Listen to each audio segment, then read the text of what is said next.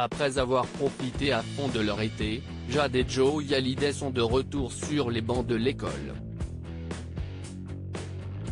Mercredi 1er septembre 2021, CST accompagné du fils de Jalil l'espère, Alyosha, que les adolescentes ont fait leur rentrée au lycée français de Los Angeles, un établissement privé et homologué par le ministère de l'Éducation nationale.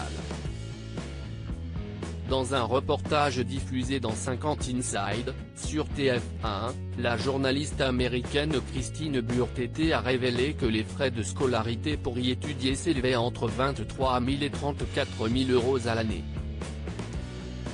Laetitia Hallyday aurait donc déboursé plus de 50 000 $ afin d'inscrire pour une nouvelle année Jade et Joey. Dans le reportage, la journaliste a expliqué, Jodie Foster a été diplômée. Claire Danes y est passée. Angelina Jolie et Brad Pitt y ont envoyé certains de leurs enfants aussi. Il y a toujours eu des têtes un peu connues dans cette école. Si Jade et Joey Hallyday sont scolarisés au lycée français de Los Angeles, les enfants de Bob Sinclair, Paloma et Raphaël, étudient également là-bas. Par le passé, les enfants de Danny Boone, Gad Elmaleh, mais aussi David Hallyday, y ont également été étudiants. Lycée international le plus ancien de Californie, ce dernier accueille chaque année plus de 700 élèves.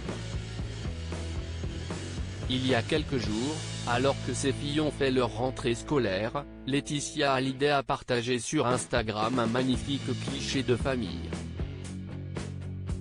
Sur cette dernière, Jade, Joey et Alyosha portent l'uniforme, qui est obligatoire dans l'établissement.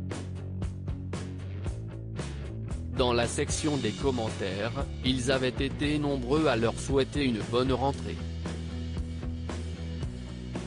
Qu'elles sont jolies avec leur tenue, bonne rentrée les filles, pouvait-on lire.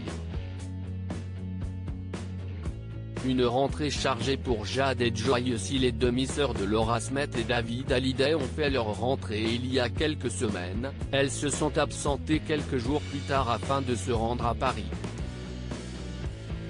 Quelques mois avant le 4e anniversaire de la mort de leur père, Johnny Hallyday, les deux adolescentes se sont rendues à l'inauguration de l'esplanade Johnny Hallyday, mais aussi au concert hommage qui se tenait à l'Accor Hotels Arena, qui était diffusé en direct sur France 2.